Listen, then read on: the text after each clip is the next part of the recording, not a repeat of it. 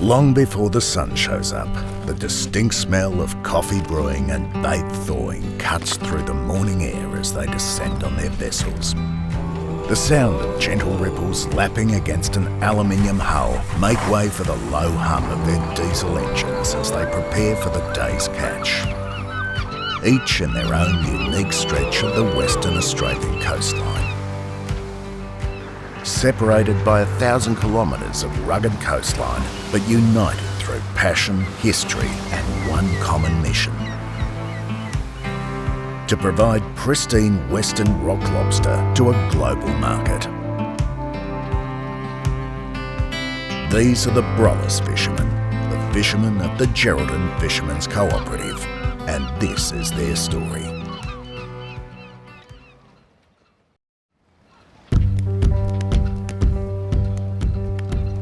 It's early, just 3 a.m. in the Mandurah Marina as skipper Peter Stanich and his team of 3 deckies set out on board the Fierce Allegiance. Grandfather headed out here and they were fishing back home in Croatia. Come out here and started growing grapes, and then they went fishing. The family's been doing it ever since. Their first line of pots are an hour's steam due west. With precision, Peter manoeuvres alongside his first floats as his crew leap into action. The whole team are perfectly synchronised as the grapple flies and floats hurtle through the winch. Ropes are coiled, pots are rebaited and neatly stacked, and the first of the day's catch are gauged, sorted and placed immediately into holding tanks. This symphony will be repeated another 179 times before the day is over. For Peter and his crew, efficiency and teamwork are the key. On board the Fierce Allegiance, it's clear that fishing is not just a job, but a passion and way of life. I like being out here on our own. Phone don't ring it. I don't seem to stop at any time. So we'll retire doing this. It's retirement. Moving some 650 kilometres north, it's 5 a.m. on board Gale Force as skipper Jerem Teagle and his deckhand of 20 years Bill leave the calm of the Murchison River mouth out into the raw Indian Ocean off Kalbarri. Took over from my dad when I was 21. Pretty much been fishing out of Port Gregory and Kalbarri for the last 28 years. Now we can work anywhere between Kalbarri and Shark Bay, and there's nothing much in between. There's about 80 miles of nothingness. The desert meets the ocean. It's a little bit wilder. The very northern end of the WA lobster fishery. I love it, yeah.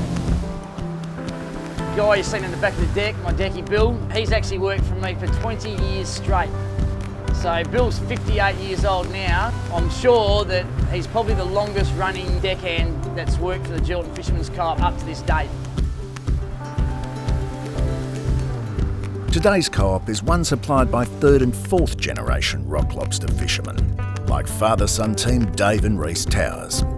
In their trusty tinny, they head out to deeper water a couple of 100 metres offshore where their boat, the Abrolhos 3, is moored. I sometimes wake up and pinch myself, you know. I live like a millionaire every day without being one. They operate from Nobby Head, little more than a couple of shacks on a secluded beach near Dongara. My old boy built the first one over there, and the one that's further over there is my grandfather's. My father came out from Scotland and started in 55, I think it was. Yeah, it's all teamwork, just knowing what's required of the other, you know.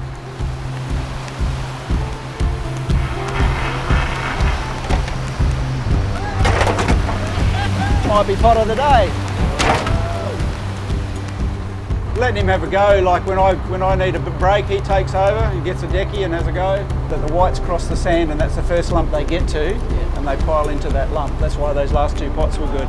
He wants to achieve the best catch rate the next day, you can see that.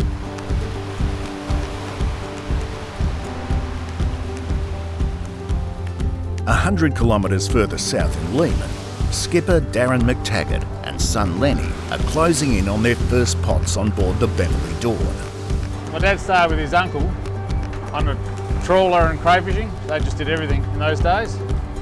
and then he started here, and then I've taken over, and then Lenny's 4th generation. Go. The grapple hook flies and winch whistles as their wooden pots chock full of lobster hurtle over the rail.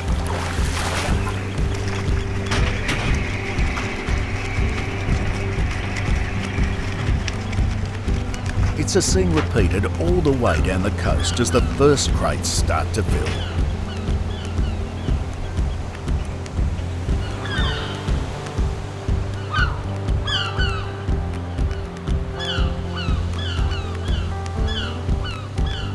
From the deep blue waters of Lehman to the colourful coral atolls of the Abrolhos Islands, where the Co-op's Brolos branded lobster get their name, fisherman Perry Minnesale and his decky Mick opt for an entirely different method: fishing the shallows. We're in about a metre of water, I think. I know we can float. I know we can float over it. We're looking for edges, cracks, anything that looks like it'll hold a lobster. Generally, they live in those piatellas there. As a rule, big plate coral it is. So that's what you're looking for. With the long days at sea, often in challenging and unpredictable conditions, the strong bond that forms between skipper and deckhand is essential. Very important having a good crew. Good crew takes the pressure off the skipper. They've sort of got to think ahead of you. That's the thing. They got to pretty much think what your next move is. Very important.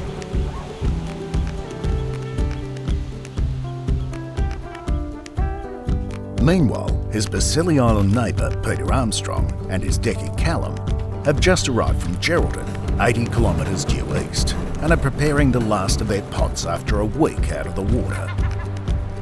My family are farmers from up Northampton, so I'm the only one that doesn't get seasick. So. No, none of my family are fishermen. They were a bit mystified when I came out here.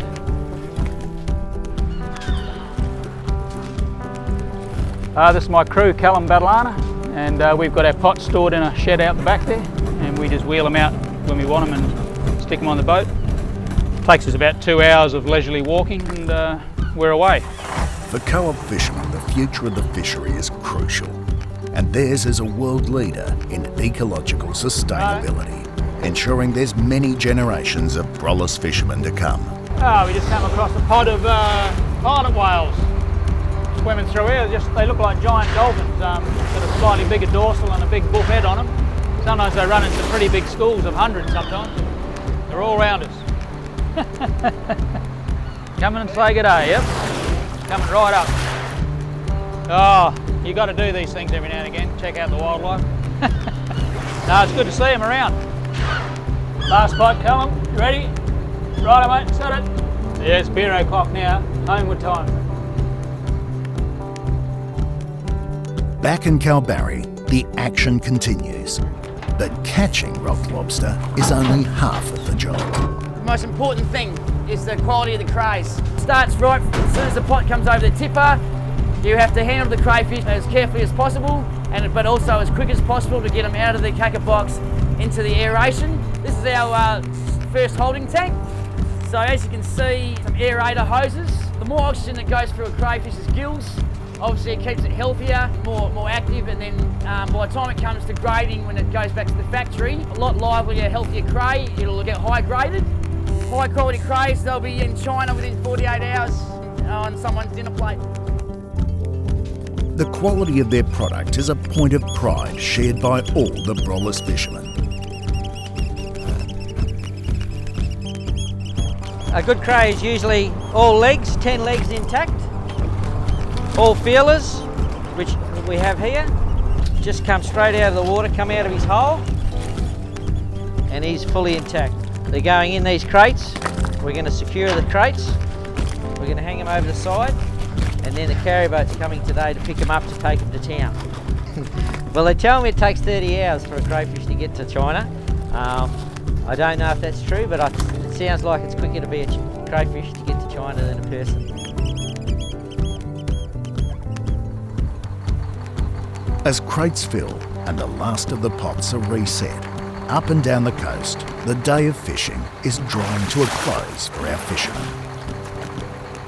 That's job done. The final step is the safe unloading and delivery of their prize catch to the Geraldton Fishermen's Co-op. Whether by truck, by carrier boat or alongside the dock, this handoff from fishermen to co-op is mirrored across the fishing zones.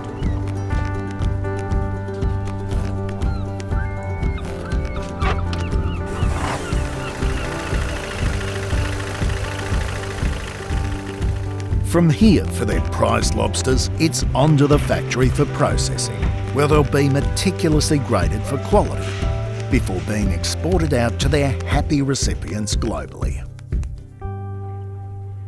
But for our fishermen, it's right here at home doing what they love that makes them happy. As the sun sets over the Indian Ocean and another day draws to a close, co-op fishermen return to their friends and families.